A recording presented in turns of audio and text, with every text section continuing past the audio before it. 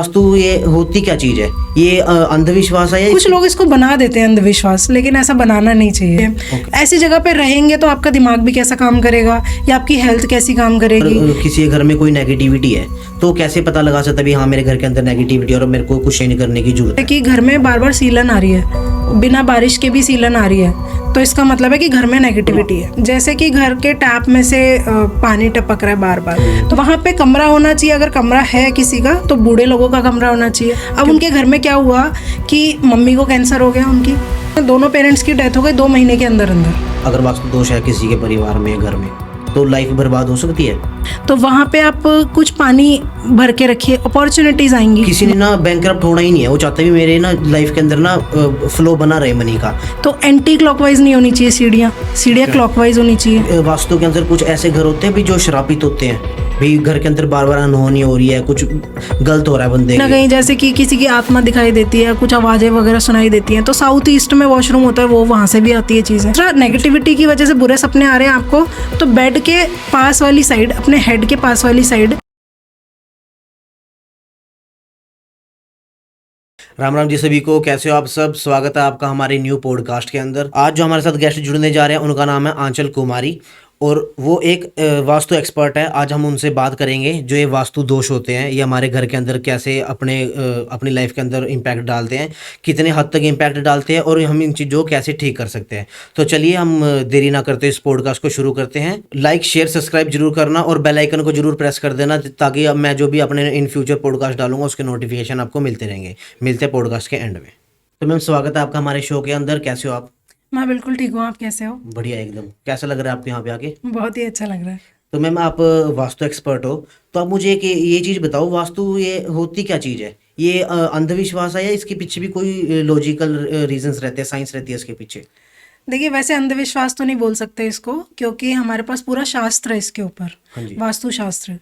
तो वास्तु का मतलब यही होता है, जैसे मैं आपको एक तरीके से समझाती हूँ। एक जैसे कन्फाइंड स्पेस है, जो आपका घर है, 4 दीवार आपने बना दी और एनर्जी को आपने होल्ड कर दिया उस जगह पे। अब जैसे हम इसको इस तरीके से भी देख सकते हैं कि हर जगह की एनर्जी होती है, हर चीज़ में एनर्जी होती है। जैसे कोई इंसान है, उसमें भी कोई ना कोई फ्रीक्वेंसी पे वो वाइब्रेट कर रहा है, कोई एनर्जी है, जैसे इमोशंस पे वाइब्रेट कर रहा है। ऐसे ही घर की एनर्जी भी होती है। तो जैसे आप मंदिर में जाओगे किसी जगह पे, तो मंदिर की एनर्जी कितनी ज़्यादा पॉजिटिव होती है। ऐसे ही अगर आप शमशान घाट पे जाओगे या किसी ऐसी नेगेटिव जगह पे जाओगे तो बहुत ज़्यादा नेगेटिव सा फील होने लगता है।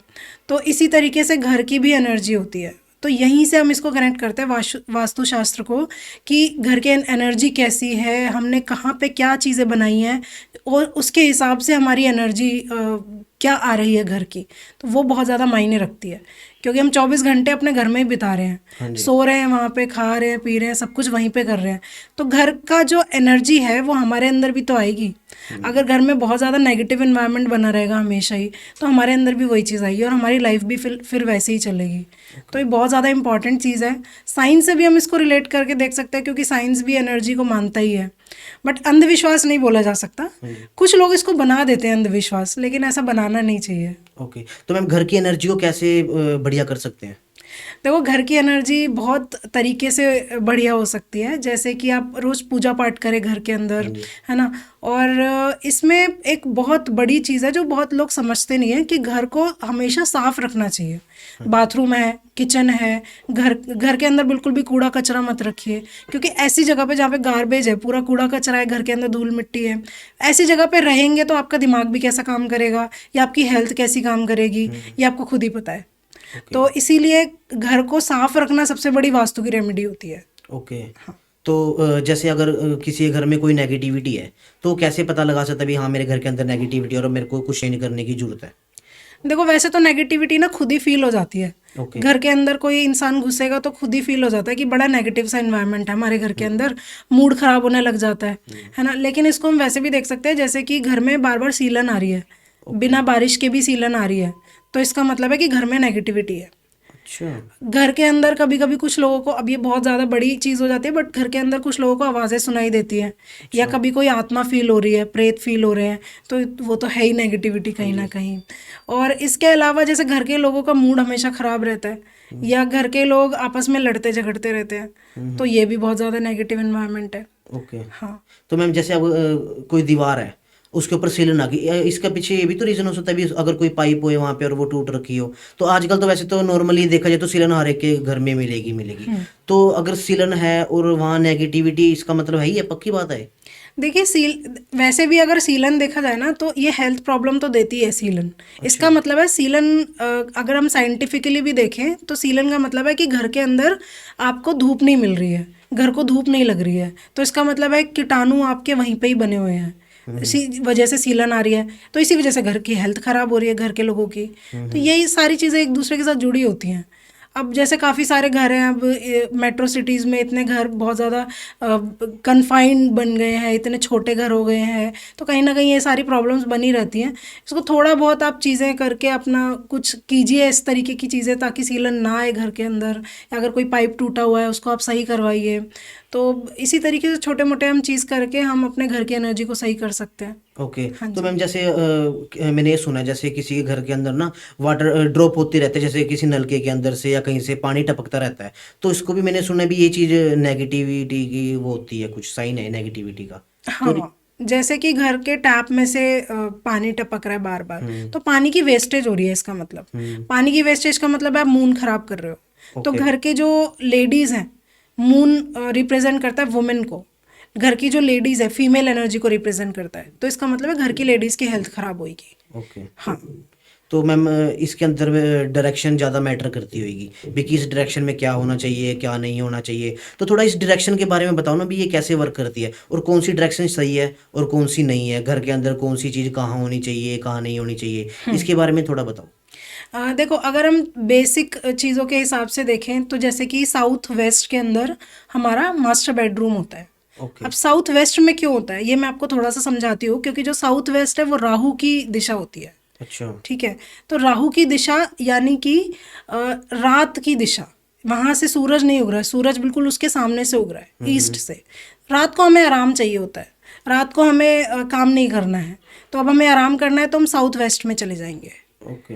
हाँ, और ऐसे ही अगर कपल के बीच में फिजिकल रिलेशन है, that is not the thing कि आप मॉर्निंग में वो चीज़ पॉसिबल नहीं है, वो चीज़ हमारी रात के लिए ही है, बिकॉज वहाँ पे वीनस की एनर्जी है, शुक्र की एनर्जी है, राहु की एनर्जी है, तो वो चीज़ वहीं पे ही है। तो साउथ वेस्ट में होना बहुत ज़रूरी है बेडरूम का। ऐसे ही अगर आप नॉर्थ ईस्ट की तरफ जाओ, नॉर्थ ईस्ट क्या है, अब वहाँ से सुबह हो रही है, ठीक है, वास्तु पुरुष होता है एक, उनका सर है वहाँ पे। इसका मतलब है कि वहाँ पे मंदिर होना चाहिए, मंदिर के लिए सबसे बेस्ट जगह होती है नॉर्थ ईस्ट। अब नॉर्थ ईस्ट में आप जाके अपना बेडरूम वहाँ पे बना लो, तो आपको अंदर से मन ही नहीं करेगा फिजिकल रिलेशनशिप बनाने का, अगर कोई मैरिड कपल है तो, क्योंकि वो तो मंदिर की जगह है, वो इतनी ज़्यादा पॉजिटिव एनर्जी है वहाँ पे कि वहाँ पे कुछ मन ही नहीं कर रहा है, और आपस में फिर रिलेशन खराब हो रहे हैं कपल के, है ना। वहाँ पे कमरा होना चाहिए, अगर कमरा है किसी का तो बूढ़े लोगों का कमरा होना चाहिए, क्योंकि उनको स्पिरिचुअलिटी की ज़रूरत है, उनको मेडिटेशन करना है वहाँ पे, तो मंदिर होना चाहिए या फिर बूढ़े लोगों का कमरा होना चाहिए, वो बहुत अच्छा है। लेकिन अगर कोई मैरिड कपल है तो उनका कमरा वहाँ पे अच्छा नहीं है, वो साउथ वेस्ट में अच्छा है। ठीक है ठीक है। तो मैम जो वॉशरूम्स होते हैं इनकी भी डायरेक्शन कहते हैं भी, अगर ये इस डायरेक्शन में होंगे, अगर गलत डायरेक्शन के अंदर है तो किसी को घर में कैंसर हो जाएगा, तो ये सच्ची बात है?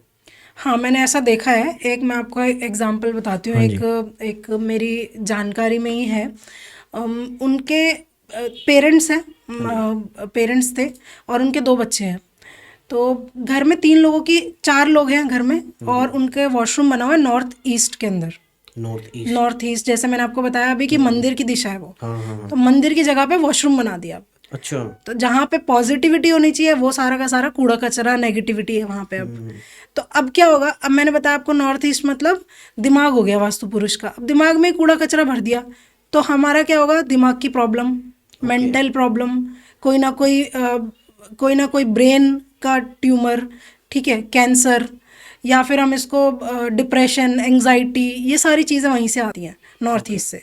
अब उनके घर में क्या हुआ कि मम्मी को कैंसर हो गया उनकी, और जो उनकी सबसे छोटे वाले जो बच्चा है उनको प्रॉब्लम है बहुत ज़्यादा हेल्थ की, उनके पापा को प्रॉब्लम है, काफ़ी टाइम से रह रहे थे वहाँ पे। तो ऐसा नहीं है कि एकदम से इम्पैक्ट डालेगा, आप एक दिन घर में गए और वहाँ पे आपको अगले दिन ही देखने को मिल गया ऐसी चीज़, ऐसा नहीं होता है। जब आप वहाँ पे रहते हो धीरे धीरे करके एनर्जी चेंज होती है, आप उसमें ढल जाते हो उस एनर्जी के अंदर, और फिर उसके बाद प्रॉब्लम दिखाना स्टार्ट करता है वो। अब वो नॉर्थ ईस्ट में टॉयलेट था, पेरेंट्स में दोनों पेरेंट्स की डेथ हो गई 2 महीने के अंदर अंदर। अच्छा। पापा की भी डेथ हो गई, मम्मी की भी डेथ हो गई, छोटी वाली जो बच्ची है उनको भी प्रॉब्लम है कहीं ना कहीं, और बड़ी वाली बच्ची है जो उनको भी एंजाइटी डिप्रेशन बहुत ज़्यादा रहता है। ओके। तो ये वहीं से आ रही है। ठीक है, ठीक है। तो इसको कैसे ठीक कर सकते हैं अगर ये चीज़ें हो रही है तो? देखिए हर घर का वास्तु अलग है, तो रेमेडीज इस तरीके से नहीं बताई जा सकती कि हाँ वहाँ से टॉयलेट उठा के आप कहीं और बना लीजिए या अच्छा। उसको बंद कर दीजिए, तुड़वा दीजिए। अब जैसे साउथ वेस्ट का अगर टॉयलेट होता है, उसको तुड़वाएंगे तो घर में कोई ना कोई मृत्यु हो जाती है फिर। अच्छा। तो तुड़वाना एक वो ऐसा नहीं है कि वो इलाज तुड़वाना नहीं है, पूरे घर का वास्तु चेक करना पड़ता है। उसके बाद आपको बताया जाएगा कि क्या आपको रेमेडी करने की ज़रूरत है। जो बहुत ज़्यादा मेन चीज़ें हैं जैसे कि नॉर्थ ईस्ट का वॉशरूम है, साउथ वेस्ट का वॉशरूम है, ये तो कभी नहीं होने चाहिए, मतलब इनको तो बिल्कुल ही नो है, इनकी कोई रेमेडी ही नहीं होती है। हम जो वास्तु दोष है, तो इससे किसी की लाइफ को डिस्टर्ब भी हो जाती है, किसी की लाइफ अगर वास्तु दोष है किसी के परिवार में या घर में, तो लाइफ बर्बाद हो सकती है किसी की? देखो वैसे तो लाइफ बर्बाद होने के लिए ना बहुत सारी चीज़ें होती हैं, जैसे कि फाइनेंशियल लॉस हो गया, कोई बैंकरप्ट हो गया, हाँ। या रिलेशन अच्छे नहीं चल रहे हैं। अब ये मेन आप डिपेंड करता है कि आपको किस चीज़ पे ज़्यादा इम्पैक्ट हो रहा है लाइफ के अंदर। अच्छा। हो सकता है किसी को जैसे कि सोसाइटी में बहुत अच्छी रिस्पेक्ट नहीं है या फिर सोशल रिलेशंस अच्छे नहीं है, हो सकता है उसको फ़र्क ना पड़े। लेकिन अगर खुद के आपस में घर में रिलेशन अच्छे नहीं चल रहे तो सबको फ़र्क पड़ेगा। फाइनेंशियल लॉस हो रहे हैं, बैंकरप्ट हो रहे हैं, तो सबको फ़र्क पड़ेगा। तो ये लाइफ बर्बाद होना ही है एक तरीके से। अब जैसे कि फॉर एग्जांपल अगर आप साउथ ईस्ट के अंदर, वो फायर का एलिमेंट होना चाहिए, वहाँ पे अग्नि तत्व है वहाँ पे, तो किचन बनाना बहुत अच्छा रहता है।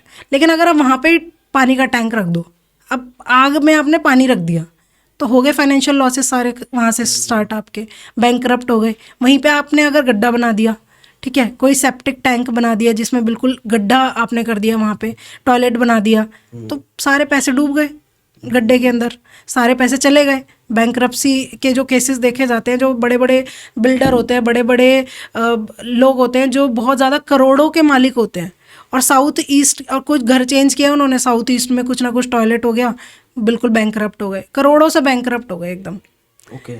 तो ये उसी की वजह से होता है। ठीक है। तो मैम जैसे फॉर एग्जांपल अब किसी ने ना बैंकरप्ट होना ही नहीं है, वो चाहते भी मेरे ना लाइफ के अंदर ना फ्लो बना रहे मनी का, पैसा आता रहे मेरे पास, चारों दिशाओं से 200 दिशाओं से पैसा आता रहे मेरे पास, तो उसके लिए क्या कर सकता है भी जिससे मेरी लाइफ के अंदर पैसा बना रहे और बढ़िया तरीके से बंदे की लाइफ चलती रहे स्मूथली? देखिए वैसे तो बहुत सारी चीज़ें होती है इसमें, मैंने तभी आपको बताया कि अब मैं आपको एक रेमेडी बता दूं तो ज़रूरी नहीं है कि आप एक रेमेडी कर लो और उससे सही हो जाए, हो सकता है कोई दूसरा प्रॉब्लम हो। तो इसीलिए वहाँ का वास्तु चेक करना बहुत इंपॉर्टेंट है, पहली चीज़। ओके। दूसरी चीज़ ये कि छोटी छोटी कुछ रेमेडीज़ हैं जो आप कर सकते हो जिससे आपके फाइनेंशियल लॉसेस नहीं होंगे और आपका फाइनेंशियल गेन्स आपको मिलेंगे आपकी लाइफ के अंदर।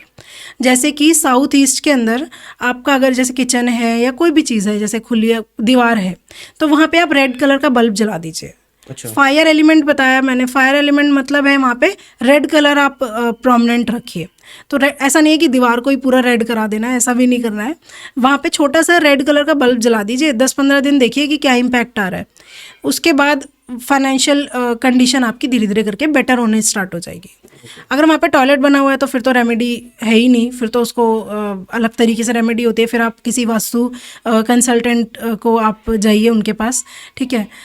इसके अलावा नॉर्थ जैसे होता है, नॉर्थ है वाटर की दिशा होती है, तो वहाँ पे आप कुछ पानी भर के रखिए, अपॉर्चुनिटीज़ आएंगी। नॉर्थ वेस्ट में पानी भर के रखिए तो अपॉर्चुनिटीज़ आपके लिए आएंगी। और वहाँ पे सीढ़ियाँ वगैरह होती हैं जैसे, तो एंटी क्लॉकवाइज नहीं होनी चाहिए सीढ़ियाँ क्लॉकवाइज होनी चाहिए। सीढ़ियों के नीचे बाथरूम मत बनाइए। सीढ़ियों का मतलब है ग्रोथ होना आपकी। अगर आप ग्रोथ के नीचे ही आप वॉशरूम बना देंगे, गंदगी पड़ी हुई है, तो ग्रोथ कैसे होएगी आपकी फिर? तो इसीलिए सीढ़ियों के नीचे का हिस्सा खाली होना चाहिए, वहाँ पे कोई स्टोर रूम या इस तरीके का वॉशरूम ना बनाए, ग्रोथ रुक जाती है उससे। अपॉर्चुनिटीज़ तब आती है जैसे नॉर्थ का जो हिस्सा है वो खाली होना चाहिए, मतलब वहाँ पे बालकनी या इस तरीके की चीज़ें होती है ना, तो हमारी अपॉर्चुनिटीज़ आती रहती हैं। अगर हम उसी को बंद कर देंगे तो अपॉर्चुनिटीज़ फिर कैसे आएंगी लाइफ के अंदर? इसी तरीके से काम करते हैं। बहुत सारी रेमेडीज़ होती हैं, लेकिन ये हर इंडिविजुअल पे डिपेंड करता है कि उसके घर का नक्शा कैसा है या उसके घर का वास्तु कैसा है, तो उसी पे डिपेंड करता है। तो कंसल्टेंट होना बहुत ज़रूरी है। अब छोटी छोटी रेमेडीज़ आप कर सकते हो, नुकसान नहीं है कोई, लेकिन फिर भी अगर उससे भी सही नहीं हो रही है चीज़ें या उससे भी कोई प्रॉब्लम आ रही है, तो फिर आप किसी कंसल्टेंट के पास जा सकते हो। ओके। तो मैम जैसे अब कोई नया घर बना रहा है अपना, तो अब वो जाएगा नक्शा बनाने के लिए अपना घर का, तो जो जो सामने वाला नक्शा बना रहा है घर का, तो वो वास्तु के हिसाब से बनाता होएगा या ऐसे ही पैसे लिए और बना दिया, अभी तेरा यहाँ पे बाथरूम है, यहाँ पे तेरा रूम होएगा, यहाँ पे तेरा ड्राइंग रूम होएगा, लॉबी यहाँ पे होएगी, तो वो भी वास्तु से ही मैच करके बनाते होंगे सारी चीज़ें, या ऐसे ही बना देते हैं? नहीं, जो वास्तु कंसल्टेंट होंगे वो तो वास्तु के हिसाब से ही बनाएंगे। अच्छा। हाँ। तो इस अगर कोई किसी ने अपना नया घर बनाना है, तो पहले वास्तु एक्सपर्ट से सलाह लेगा वो, उसके बाद बना सकता है? देखो, ये तो डिपेंड करता है कि पर्सन कैसा सोच रखता है अपनी। काफ़ी लोग होते हैं जो यकीन ही नहीं करते इन चीज़ों पे, बट मैं तो यकीन करती हूँ कि पहले आप किसी वास्तु कंसल्टेंट के पास जाइए और उनसे पूछिए कि हम किस तरीके से कहाँ पे क्या चीज़ें बना सकते हैं। तो उसमें हम पूरा मैप लेते हैं, जो भी पर्सन है उनसे हम पूरा मैप लेंगे कि कहाँ पे क्या क्या चीज़ें हैं आपकी और कहाँ पे क्या बनाया जा सकता है, नक्शा कैसा बनाया जा सकता है। उसके हिसाब से जो बेस्ट पॉसिबल चीज़ होती है वो हम उनको देते हैं। अब जैसे कि घर आजकल छोटे हो गए हैं काफ़ी, तो ज़रूरी नहीं है कि हम हर एक चीज़ में वास्तु वहाँ पे अप्लाई कर सकें। कुछ चीज़ें हैं जो ज़्यादा फ़र्क नहीं पड़ रहा है, कोई बात नहीं, हम इसमें नेगोशिएट कर सकते हैं। लेकिन काफ़ी सारी चीज़ होती है वहाँ पे नेगोशिएट नहीं किया जा सकता। नॉर्थ ईस्ट में वॉशरूम तो होना ही नहीं चाहिए, बिल्कुल भी नहीं होना चाहिए। घर में हेल्थ ख़राब रहेगी। मंदिर की जगह पे आप टॉयलेट बना रहे हो तो आप सोच लो कि इतना ज़्यादा प्रॉब्लम है ये, तो वो बिल्कुल नहीं होना चाहिए। जो चीज़ें हो सकती है थोड़ी बहुत, वो हम उसको इग्नोर भी कर सकते हैं काफ़ी चीज़ों को। ओके। तो मैम वास्तु के अंदर कुछ ऐसे घर होते हैं भी जो श्रापित होते हैं, भी घर के अंदर बार बार अनहोनी हो रही है, कुछ गलत हो रहा है बंदे के घर के अंदर, बार बार इंसान के घर के अंदर कुछ कुछ नेगेटिविटी चीज़ें होती जाती है, तो इसके पीछे क्या रीज़न रहते हैं? देखो, वैसे जो शापित होना या फिर कर्स्ड होना, ये तो बहुत बड़ा हैवी टर्म है ये वैसे।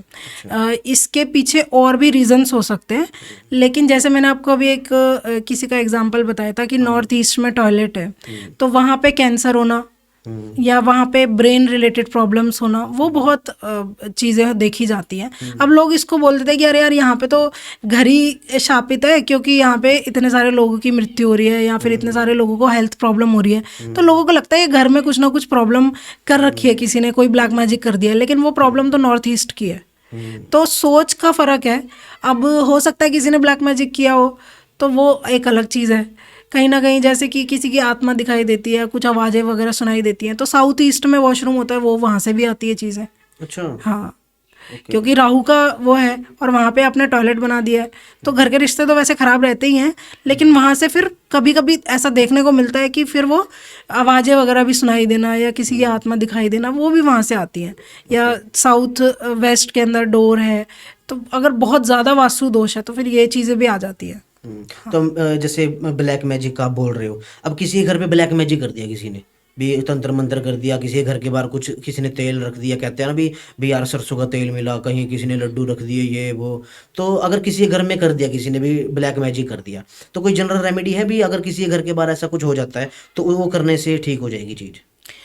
देखो, जनरल ऐसी रेमेडी तो नहीं बताई जा सकती, क्योंकि फिर उसके लिए आपको पूरा वही कंसल्ट करना पड़ेगा किसी से, क्योंकि ऐसे नहीं आपको बोला जा सकता। अगर नेगेटिविटी है, अगर आपको ऐसा लगता है कि बहुत ज़्यादा नेगेटिविटी हो रही है, तो आप एक वैसे काम कर सकते हो, हनुमान जी की रेमेडी कर सकते हो। एक नारियल लेकर के और उसको आप घर के जितने भी लोग हैं उनके सर से वार के आप उसको दरवाजे पर टांग दीजिए, और फिर उसके बाद आप इसको या तो बालाजी लेकर के चढ़ा दीजिए या किसी आप हनुमान मंदिर में चढ़ा दीजिए, तो सारी नेगेटिविटी ख़त्म हो जाएगी। इस तरीके से आप रेमेडी कर सकते हो। या फिर आप ये भी कर सकते हो, जैसे कि अगर आपको घर में नेगेटिविटी फील होती है तो नमक का पोछा लगा सकते हो। बहुत ज़्यादा सिंपल सी रेमेडी है, क्योंकि नमक जो होता है वो नेगेटिविटी अपने अंदर एब्जॉर्ब कर लेता है, तो घर की नेगेटिविटी ख़त्म होती है उससे। और एक मैं आपको बड़ा अच्छा उपाय बताती हूँ, ये बड़ा कारगर सा उपाय है और मैंने भी बहुत बार किया अपनी लाइफ के अंदर, बहुत अच्छे तरीके से काम करता है। जैसे अगर रात को नींद नहीं आ रही है आपको, या फिर रात को भूत के सपने आ रहे हैं किसी को, 99% तो देखो पानी लोग पी के नहीं सोते हैं, तो पानी की कमी की वजह से ये भूत के सपने या इस तरीके की चीज़ें आती हैं। और बार बार आपने देखा होगा, जैसे ही नींद खुलती है हमारी बीच में तो प्यास ही लग रही होती है। हाँ। है ना? तो प्यास लगने का मतलब है कि पानी का कम इनटेक है आपके अंदर, तभी नींद नहीं आ रही, क्योंकि नींद के प्रोसेस में पानी बहुत ज़्यादा यूज़ होता है हमारी बॉडी का। तो आप एक तो पानी पी के सोइए, ठीक है, तो आपको बुरे सपने कम आएंगे। दूसरा, नेगेटिविटी की वजह से बुरे सपने आ रहे हैं आपको, तो बेड के पास वाली साइड, अपने हेड के पास वाली साइड एक पानी का ग्लास भर के रख लीजिए, और जितनी भी नेगेटिविटी है ना वो सारी की सारी वो पानी अपने अंदर एब्जॉर्ब कर लेगा, आपको नींद बड़े अच्छे तरीके से आ जाएगी। ओके। और फिर सुबह उठ के उस पानी को अगर आपको चेक करना है तभी कीजिएगा, पौधे के अंदर डाल दीजिए, 1 हफ्ते के अंदर पौधा सूख जाएगा, अच्छा। क्योंकि उसके अंदर नेगेटिविटी है उस पानी के अंदर। वरना आप उसको वॉशरूम में, मैं तो रिकमेंड करती हूँ पौधे को आप ना सुखाएं, उसको टॉयलेट के अंदर डाल दीजिए, तो वो नेगेटिविटी आपकी वहाँ से ख़त्म हो जाती है। 1 हफ्ते करके देखो, आप बहुत अच्छी नींद आएगी। तो एक किसी पॉडकास्ट के अंदर मैंने अंदर सुना था ये भी, अपने ना सिर के पास ना पानी रख के सोना ही नहीं चाहिए। ये बहुत गलत चीज़ होती है, अभी नेगेटिविटी आ जाएगी, कोई बीमार रहेगा। तो अब कई बंदे ऐसे बोलते हैं भी अगर पानी पास में नहीं रख के सोते हैं तो भाई रात को उठना पड़ता है, उठ के जाना पड़ता है वो किचन के अंदर, और वहाँ से पानी पी के आओ तो इतने में हमारी नींद खराब हो जाती है, ये वो। तो ज़्यादातर लोग तो रख के ही सोते हैं पानी को, तो अब रखना ही नहीं चाहिए पानी सिर के पास। नहीं नहीं, ये 2 तरीके की चीज़ें आप बता रहे हो। एक है जो आपको पीना है पानी, एक पानी जो आपको पीना है उसको दूर रख के सोइए। अच्छा। टेबल पे रख दीजिए सामने, कहीं थोड़ा कमरे में ही रख लीजिए, बट थोड़ा दूर रखिए उसको। एक पानी है जो आप पानी का ग्लास आप खुला रखे, वो अपने हेड वाली साइड पे रख रहे हैं, उसमें नेगेटिविटी आएगी। जो आप बिल्कुल पास में रख के सोते हैं ना, जैसे लोग अपने सिरहाने पे बॉटल रख के सो जाते हैं, उसमें से पानी पी लेते हैं, वो नहीं करना चाहिए, वो गलत चीज़ है। पानी पीना नहीं है, वो वाला पानी नहीं पीना है। अच्छा। उसके अंदर नेगेटिविटी आएगी ही आएगी। वो पानी हमने इसलिए रखवाया है ताकि उसके अंदर नेगेटिविटी आए और आप आराम से सो पाओ, लेकिन जो पीने वाला पानी है उसको थोड़ा दूर रख के सो। अच्छा। हाँ मैम, जैसे आजकल ना लोगों के एक्स्ट्रा मैरिटल अफेयर बहुत ज़्यादा हो रहे हैं, और देखने को भी मिल रहे कई सारे भी, मेरी वाइफ तो यार उसके साथ बातें कर रही है और मेरे हस्बैंड तो उसके साथ रिलेशनशिप में है। तो ये वास्तु से ही कनेक्ट है ये चीज़ें जो बंदे की लाइफ में हो रही है भी, अगर ये वास्तु दोष है अगर आपके घर में तो ये चीज़ होएगी होएगी। देखो, एक्स्ट्रा मैरिटल अफेयर एक अलग चीज़ है, रिलेशन खराब होना थोड़ा एक अलग चीज़ है कि बार बार झगड़े हो रहे हैं। हाँ। अब बार बार झगड़े हो रहे हैं तो साउथ ईस्ट के अंदर बेडरूम हो सकता है। साउथ ईस्ट फायर एलिमेंट है।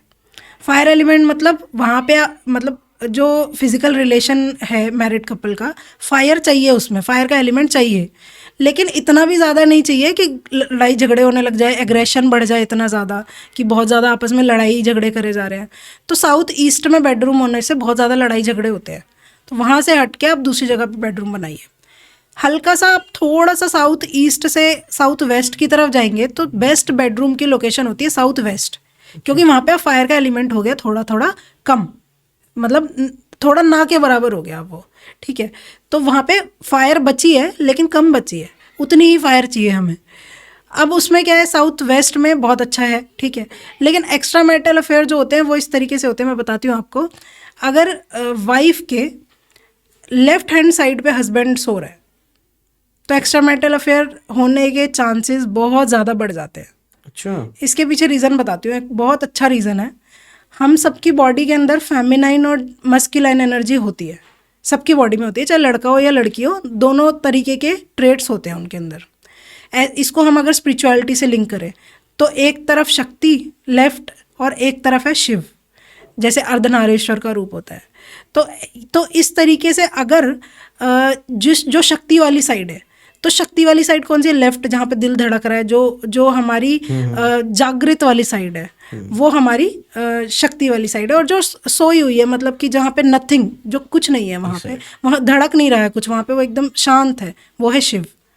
अब आप हस्बैंड को सुला देंगे शक्ति वाली साइड पे, फेमिनाइन वाली साइड पे, तो एक्स्ट्रा मैरिटल अफेयर होंगे, ओके, रिलेशन अच्छे नहीं चलेंगे।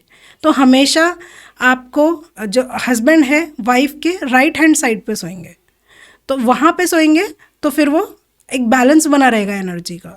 अच्छा। ऐसे ही जैसे हम मूर्तियाँ वगैरह लेकर के आते हैं, हम हमेशा देखते हैं कि शक्ति कौन सी साइड है और शिव कौन सी साइड है। इसी तरीके से मैरिड कपल भी होते हैं, मैरिड कपल के अंदर भी वही चीज़ है। तो मैरिड कपल को भी ऐसे ही सोना चाहिए ताकि उनके रिलेशन अच्छे बने रहे। अच्छा। हाँ। तो अगर कोई गर्लफ्रेंड बॉयफ्रेंड है और उनकी रिलेशनशिप के अंदर लड़ाइयाँ चल रही है, उन लोग आपस में एक दूसरे को चीट कर रहे हैं, तो उससे क्या वास्तु दोष है इसके पीछे? उसको हम वास्तु दोष से तो नहीं रिलेट कर सकते, क्योंकि दोनों एक घर में नहीं रह रहे हैं। अच्छा। दोनों अलग अलग घर में रह रहे हैं। अगर लिव इन में है तो हम उसको रिलेट करके देख सकते हैं, बट दोनों अलग अलग घर में है तो अलग अलग कुछ ना कुछ अलग प्रॉब्लम है उनकी। अब जैसे साउथ वेस्ट के अंदर अगर टॉयलेट है या फिर साउथ वेस्ट में आपने पानी का टैंक भर के रखा हुआ है, तो घर के रिलेशन अच्छे नहीं चलेंगे, शादी होने में प्रॉब्लम आएगी, और रिलेशनशिप में जैसे अगर कोई रिलेशनशिप में जा रहा है तो वहाँ पे भी प्रॉब्लम आएगी। तो वो अलग अलग दोनों का देखना पड़ेगा फिर। पहले के घरों में आप, जैसे हम 90s किड्स हैं, हमें पहले के घरों में आप याद करो कि दरवाजे पे हमें एक पट्टी होती थी, चौखट होती थी, चौखट वो रोकती है नेगेटिव चीज़ों को अंदर आने से। अब वो चौखट होती नहीं है। अब वो दरवाजे से नेगेटिव चीज़ तो आएगी अंदर, क्योंकि चौखट ही नहीं है। अच्छा। तो ये इसका बहुत बड़ा महत्व है चौखट लगाने का। तो ये कॉपर की जैसे पट्टी हम लगाते हैं, ब्रास की लगाते हैं, तो ये हमारा कहीं ना कहीं वो नेगेटिविटी को आने से रोकती है। अब वो चाहे किसी भी तरीके की नेगेटिविटी हो, उस चीज़ को आने से रोकेगी हमारे घर के अंदर। अच्छा। तो ये बहुत बड़ा महत्व रखती है, ये लगाना ही लगाना चाहिए। तो आजकल तो किसी के घर पे है ही नहीं चौखट, तो गांव में तो मिलेगी बट शहरों में नहीं मिलेगी ये, तो सबके घरों में नेगेटिविटी एनर्जी आ जाएगी। देखो ये अब घर के, अब जैसे आप कौन सा दरवाज़ा खोल रहे हो ये भी मायने रखता है। ठीक है, 32 तरीके के दरवाजे हैं। एक जैसे साउथ वेस्ट का दरवाज़ा है, नॉर्थ ईस्ट का दरवाज़ा है, बहुत बहुत अलग अलग दिशाएं होती हैं, सबके अलग अलग दरवाजे होते हैं। अब आप सोचो ये एक तरीके का, जैसे हम उसमें देखते थे ना सीरियल्स वगैरह में कि जादुई सीरियल होते थे, जैसे ये वाला दरवाज़ा खोला तो इसके पीछे आपको शैतान मिलेगा। अच्छा। ये वाला दरवाज़ा खोला इसके पीछे आपको एंजल मिलेगा। हाँ, ठीक है, ठीक है, ठीक है। ऐसे ही ये दरवाजे होते हैं। अच्छा। आप कौन सा दरवाज़ा खोल रहे हो ये आपके ऊपर डिपेंड करता है कि आपने कौन सा दरवाज़ा खोला है और वहाँ से क्या चीज़ आएगी। अब साउथ वेस्ट का दरवाज़ा खोलोगे तो राहु की एनर्जी तो आएगी, आपको वहाँ पे देवता कैसे मिलेंगे?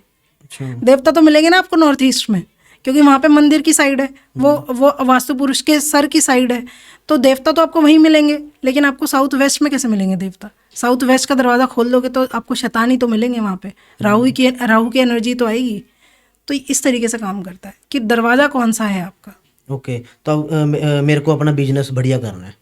मेरे को जैसे मैं पॉडकास्ट कर रहा हूँ, मैं चाहता हूँ कि मेरा पॉडकास्ट ना बढ़िया बूम हो जाए एकदम, वो मैं वायरल हो जाऊँ, या मैं कोई बिजनेस कर रहा हूँ तो उसके अंदर बिजनेस मेरा एंड प्रॉपर तरीके से एंड ग्रो करे मेरा। तो इसके लिए मैं क्या कर सकता हूँ? कोई जनरल रेमेडी है? देखो जनरल रेमेडी एक है, जैसे कि साउथ ईस्ट के अंदर आप उगते हुए सूरज का चित्र लगा सकते हो। अच्छा। क्योंकि उगता हुआ सूरज इसका मतलब है कि हमें नेम फेम सब कुछ चाहिए वहाँ से। अच्छा। तो साउथ ईस्ट के अंदर आप लगा लीजिए, वो एक बहुत अच्छी रेमेडी है। साउथ ईस्ट में पानी नहीं होना चाहिए। साउथ ईस्ट फायर का एलिमेंट है, वहाँ पे पानी मत रखिए। ईस्ट है उसको बहुत ज़्यादा भारी मत कीजिए ईस्ट में, क्योंकि सूर्य उगता है वहाँ से, और सूर्य उगने का मतलब है कि हमें भी तो नेम फेम चाहिए, तो उसी तरीके से हमें चीज़ें चाहिए। तो ईस्ट को भी आप साफ रखिए, वहाँ पे कूड़ा कचरा मत रखिए। ये बहुत छोटी छोटी रेमेडीज़ होती है जो आप कर सकते हो, जिससे आपका बिजनेस ग्रो कर सकता है। नेम फेम के लिए मेनली, बिजनेस ग्रोथ के लिए चाहिए तो आपको, आप नॉर्थ वेस्ट को सही रखिए, वहाँ पे आप कुछ पानी का सामान रख सकते हो ताकि आपकी फ्लो बना रहे, एनर्जी फ्लो बना रहे, ग्रोथ बनी रहे आपकी। तो इस तरीके से आप कर सकते हो। या नॉर्थ जो है वो कुबेर की साइड है, नॉर्थ वेस्ट है, उसको थोड़ा खुला रखिए, वहाँ पे ब्लॉक मत रखिए, चीज़ें भारी सामान मत रखिए वहाँ पे। तो इस तरीके से हम अपनी छोटी छोटी रेमेडीज़ कर सकते हैं घर के अंदर, तो हमारी ग्रोथ बनी रहेगी फिर। हाँ। तो मैम जैसे जो मेरी अभी मेंटलिटी है ना उसके हिसाब से, तो आज के टाइम में बहुत कम है लोग ऐसे भी किसी का फ़ायदा करवाना चाहते हैं, सोच रहे होंगे भी यार जो मेरे पास नॉलेज है उससे मैं थोड़ी लोगों की हेल्प कर देता हूँ भी, चलो एस्ट्रोलॉजी या न्यूमरोलॉजी वास्तु से लोगों की हेल्प हो जाएगी।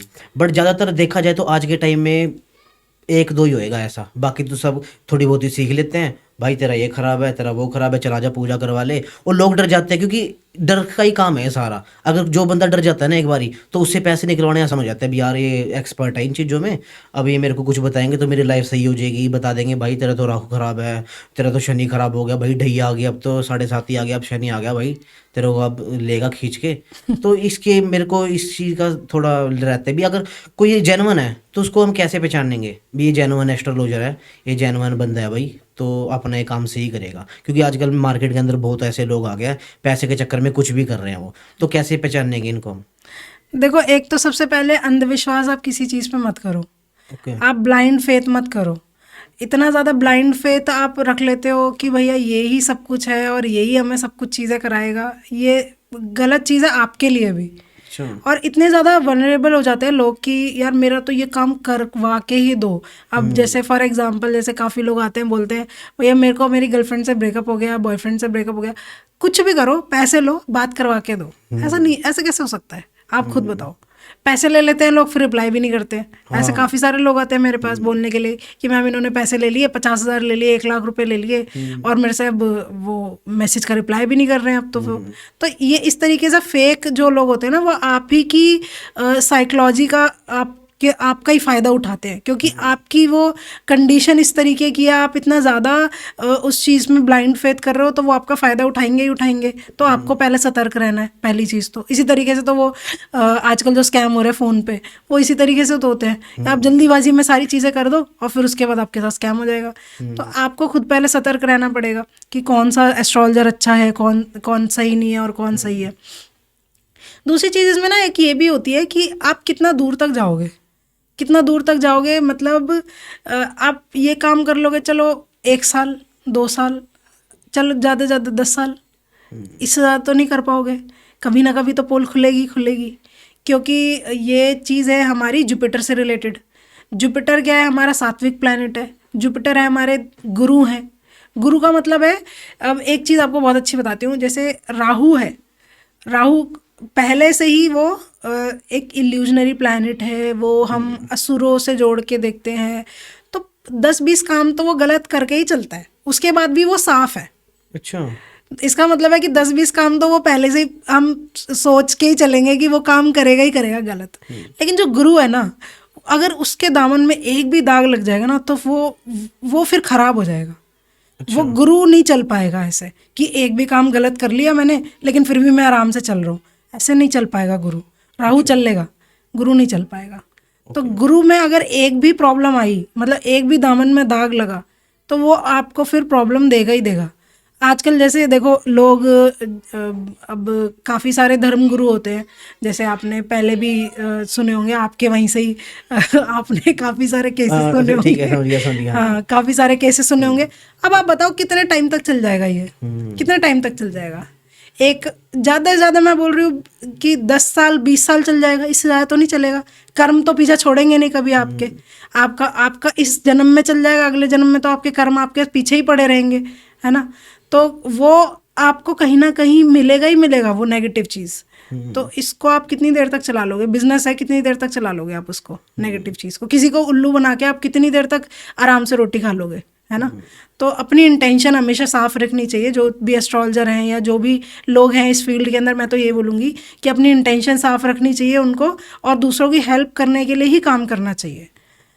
अब इसमें यह है कि लोग बोलते हैं यार फ्री में कर दो। फ्री में कैसे कर सकते हैं? देखो हमारे घर में भी हमें अपना काम करना है, हमारा यही काम है, तो हम फ्री में तो नहीं कर सकते, हमारी भी एनर्जी जा रही है। आप किसी की जगह, जो आप किसी की काम करने जाते हो, जॉब करने जाते हो, फ्री में काम थोड़ी ना करके दे दोगे, तो कुछ ना कुछ तो लेना ही पड़ेगा, कुछ पैसे तो लेंगे। हमारी इंटेंशन हमें साफ रखनी है कि हमें दूसरे बंदे की हेल्प करनी है। अगर मैंने उससे 500 रुपये लिए तो मेरे को 1000 रुपये का काम करके देना है उसको। ये इंटेंशन अपनी साफ होनी चाहिए कि भैया मेरे को उसकी हेल्प करनी है, उसकी लाइफ सही करनी है। ये इंटेंशन के साथ काम करोगे, बहुत आगे जाओगे। तो ज़्यादातर मैम स्कैम भी ना इसके अंदर इसी रीज़न से होते हैं। कोई पैसे के लिए दिक्कत में आ रहा है जी, यार मेरा काम ही नहीं चल रहा, और ज़्यादातर तो आते हैं ब्रेकअप्स वाले भी, और छोटी छोटी एज के अंदर ही लोग ज़्यादातर इसके अंदर देखे जाएंगे भी, मेरी गर्लफ्रेंड ने मेरे को चीट कर दिया, प्लीज़ कुछ ऐसा कर दो जिससे वो वापस आ जाए, या मेरी शादी नहीं हो रही, अब मेरे को एज भी ज़्यादा हो गई है, मेरी शादी नहीं हो पा रही है, कौन से ग्रह का क्या इफेक्ट पड़ रहा है इस चीज़ के ऊपर।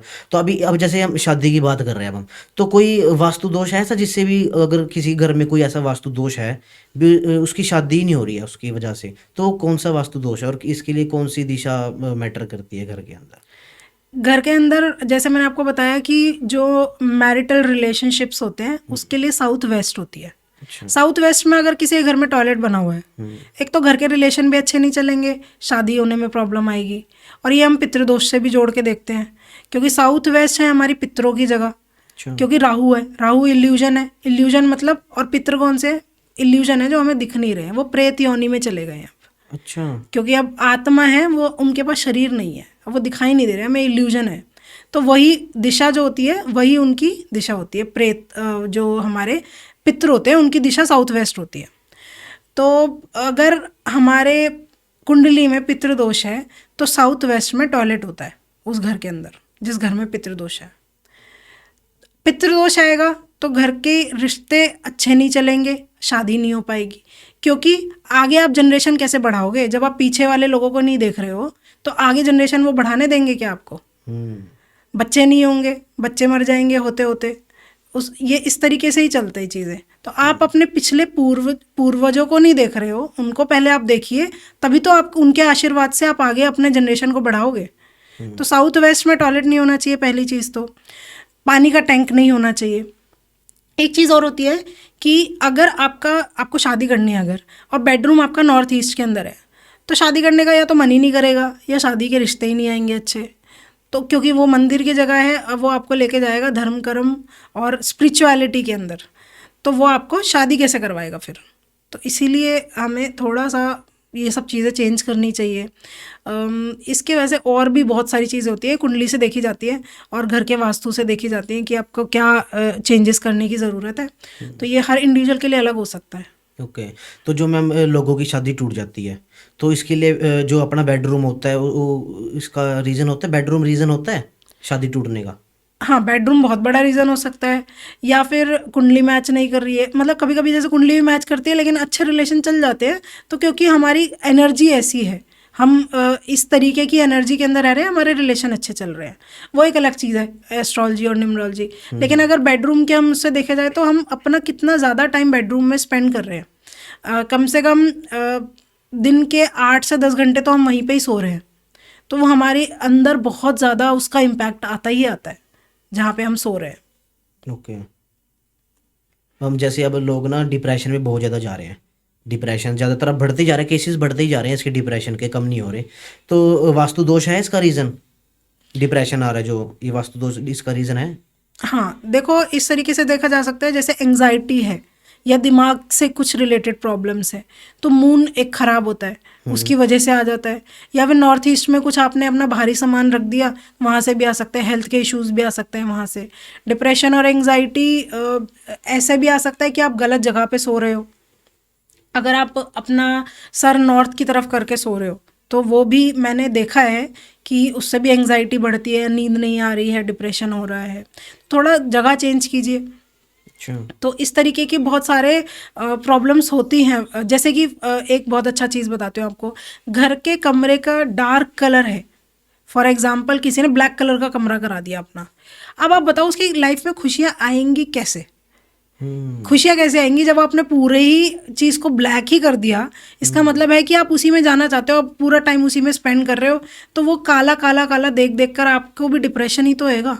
क्योंकि कोई भी चीज़ आप काले के अंदर डाल दोगे तो वो तो गायब ही हो जाएगी, ब्लैक ही होएगी वो। हाँ, वो तो ब्लैक ही हो जाएगी। तो इसका मतलब है कि खुशी तो है ही नहीं, खुशी तो रहेगी नहीं। आप 10 दिन बिता लो, उसमें 1 महीना बिता लो, धीरे धीरे करके इम्पैक्ट आएगा।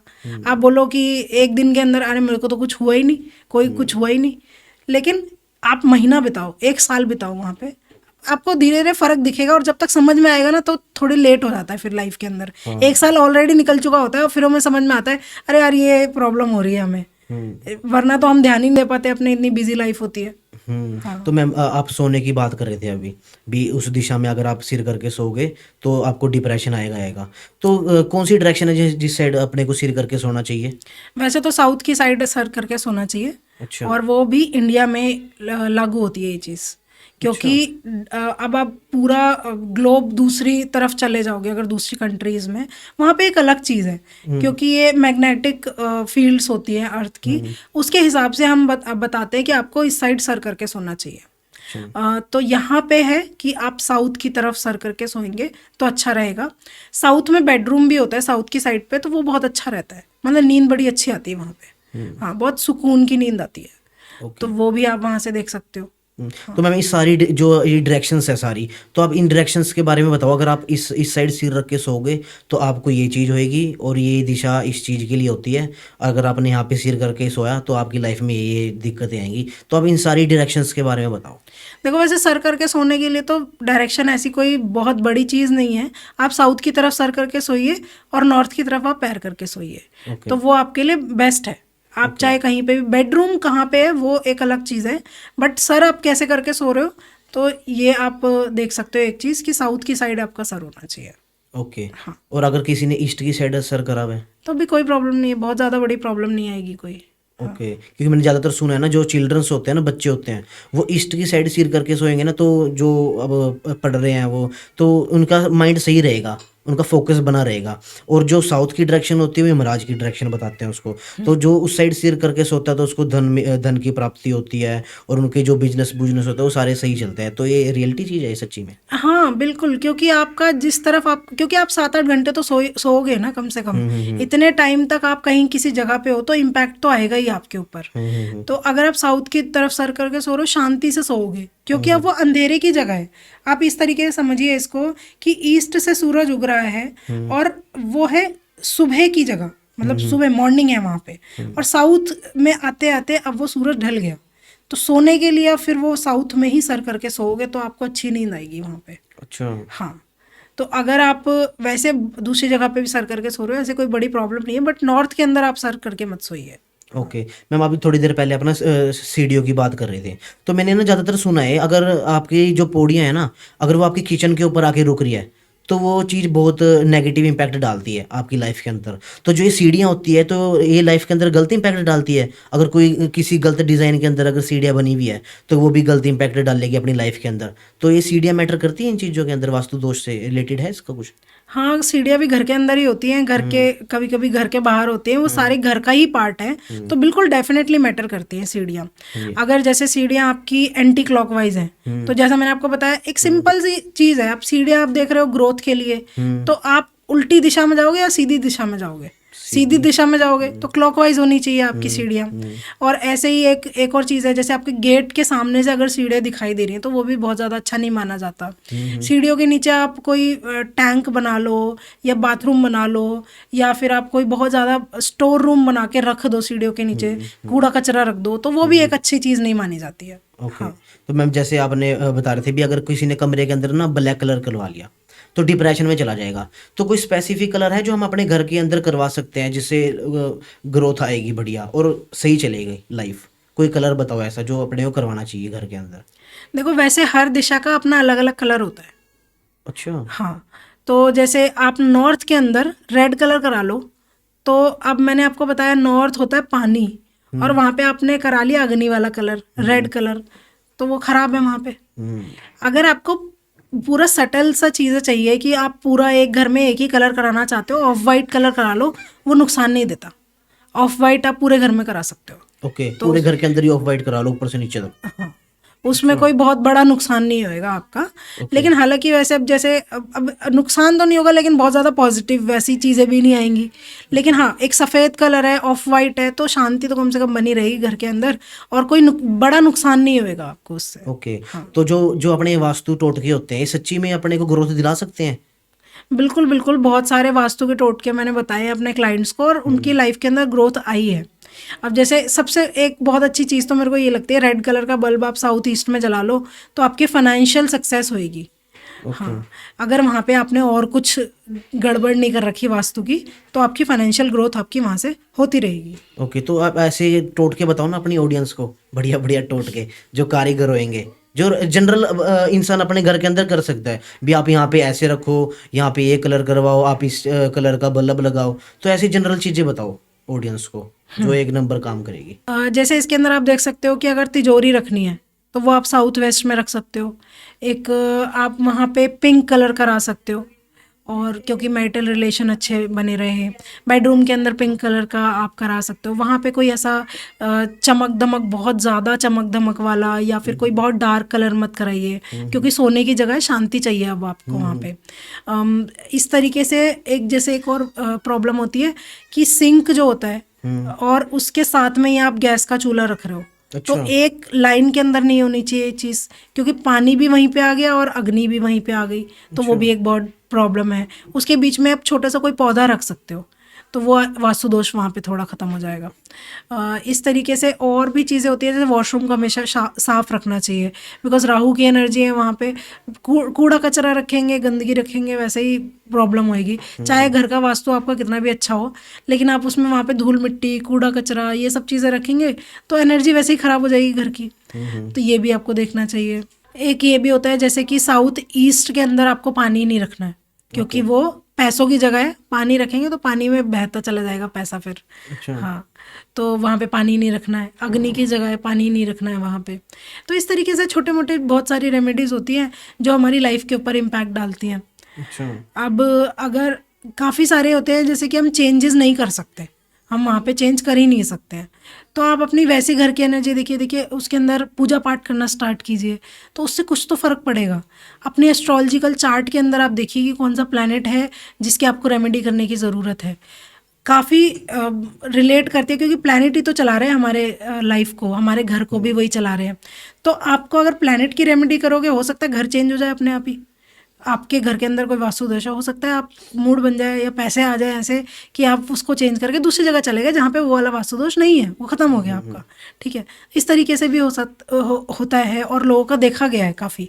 हाँ, ठीक है। तो मैम ये वास्तु की फील्ड के अंदर कोई ऐसे मिथ है जो रियलिटी में होते ही नहीं है बट लोग मानते हैं इसके अंदर? हाँ, कुछ लोग जैसे सोचते हैं कि साउथ का दरवाज़ा हमेशा ही ख़राब होता है, ऐसा नहीं होता। काफ़ी लोगों के लिए साउथ का दरवाज़ा अच्छा भी होता है। और कुछ लोग मानते हैं कि हमेशा ही नॉर्थ ईस्ट का या नॉर्थ का दरवाज़ा अच्छा ही होगा, लेकिन ऐसा भी नहीं होता है। अब वो आपकी कुंडली के हिसाब से डिपेंड करता है कि आपको, अब जैसे किसी का बहुत ज़्यादा कोई प्लैनेट ख़राब है और वहीं का दरवाज़ा आप चूज़ कर लोगे तो वो आपको ख़राब फल देगा।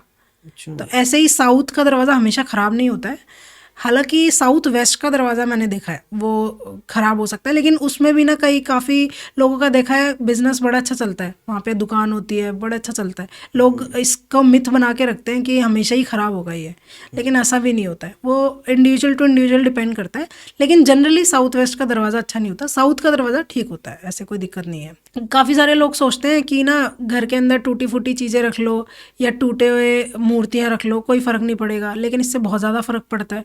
घर में कभी भी टूटी फूटी चीज़ें नहीं रखनी चाहिए, या घर में कभी भी टूटी हुई मूर्तियाँ नहीं रखनी चाहिए, क्योंकि एनर्जी है ना वो। अब वो खराब हो गई, खंडित हो गई, आप उसको छोड़िए, आप उसको लेट गो कीजिए, उसको जाने दीजिए। उससे हम इतना जुड़े रहेंगे, लगाव रखे रहेंगे, तो वो एनर्जी कहीं ना कहीं है तो खराब ही, तो हम भी उससे ही जुड़े रहेंगे फिर। उसको आपको जाने की ज़रूरत है, उसको लेट गो करने की ज़रूरत है। तो मैम जैसे अब कोई मूर्ति है, जैसे मेरे को किसी के अंदर मेरी आस्था है, अब वो मूर्ति टूट गई, कहते हैं खंडित हो जाती है वो, तो अब उसको कहाँ पे रखना चाहिए फिर? अगर ऐसे हमने किसी डस्टबिन में घेर दी तो बंदे को खुद को लगेगा यार मैंने पूजा करता था, मैं इनके मैं डस्टबिन में कैसे रखूँ, तो उनको रखे कहाँ पे ऐसी जगह पे? फिर नहीं क्या नहीं, करना डस्टबिन में तो आपको करना ही नहीं है, मैंने ऐसा नहीं बोला। हाँ। आपको क्या करना है, देखो एक तरीका होता है, क्योंकि भगवान जी की मूर्ति है हाँ तो जी। एक तरीका है उनको भी प्रवाहित करने का।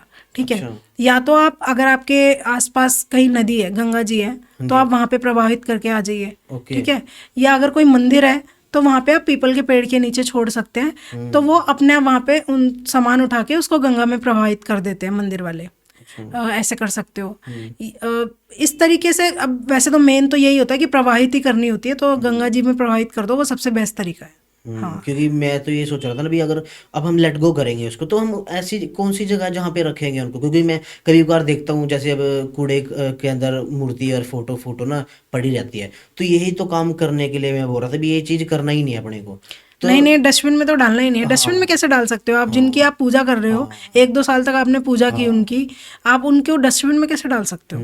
यही मैं पूछना चाह रहा था भी उनको रखे कहाँ ऐसी जगह भी जहाँ पे अगर हम उनको रख भी देंगे तो गिल्टी भी फील नहीं होएगा अपने को।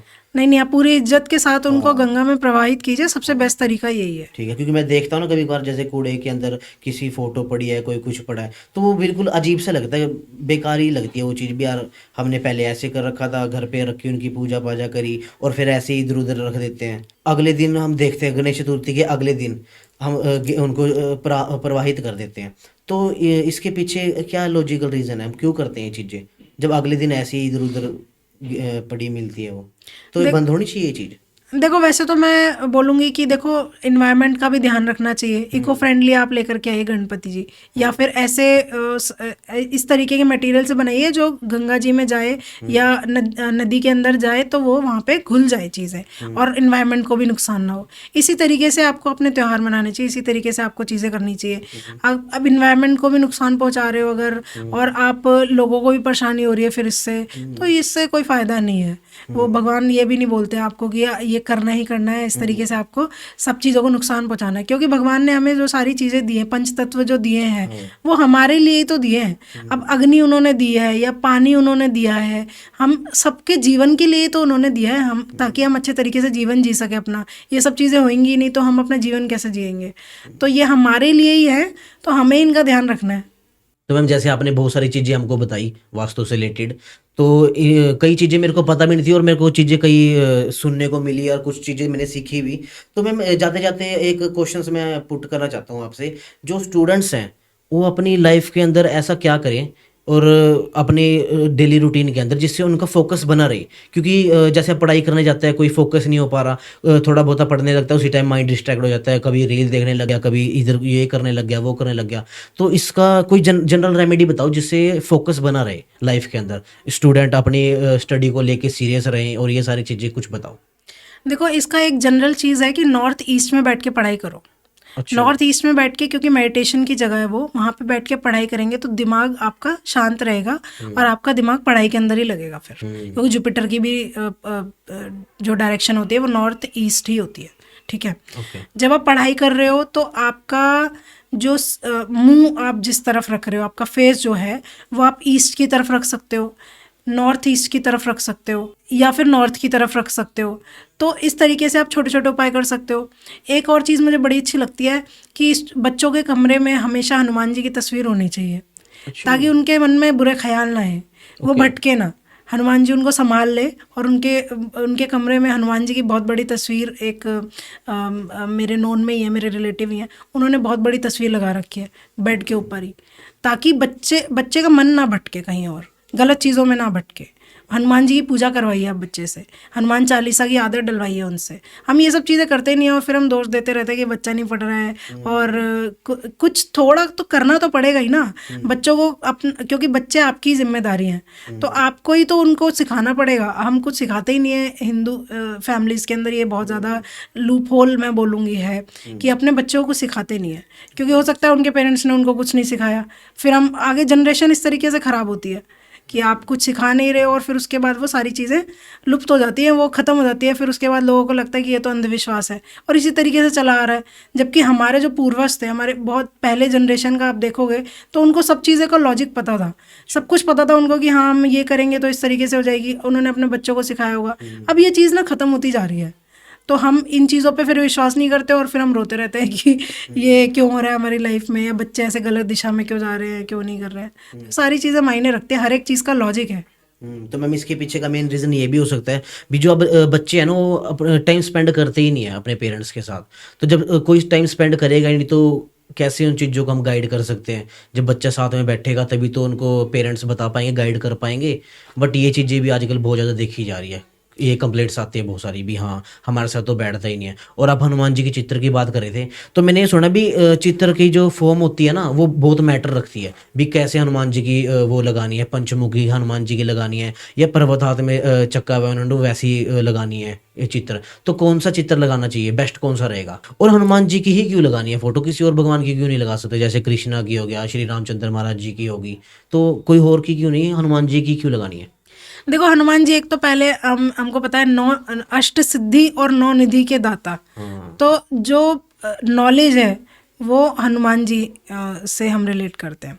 हनुमान जी सात्विक है, मतलब ब्रह्मचर्य है वहाँ पे, और स्टूडेंट्स को हमें ब्रह्मचर्य चाहिए वहाँ पे, हमें मैरिड लाइफ नहीं चाहिए अभी स्टूडेंट्स को, या फिर वो उस तरीके के ख्याल नहीं चाहिए जो कृष्ण जी से हम रिलेट करते हैं, राधा कृष्ण से रिलेट करते हैं, वो हमें नहीं चाहिए अभी। अभी हमें चाहिए ब्रह्मचर्य, और हम अपना अच्छे तरीके से बाल अवस्था के अंदर अपने हम पढ़ाई कर सकें, हमारा फोकस वहीं पे बना रहे, हमारा मन ना भटके कहीं इधर उधर। तो इसीलिए हनुमान जी।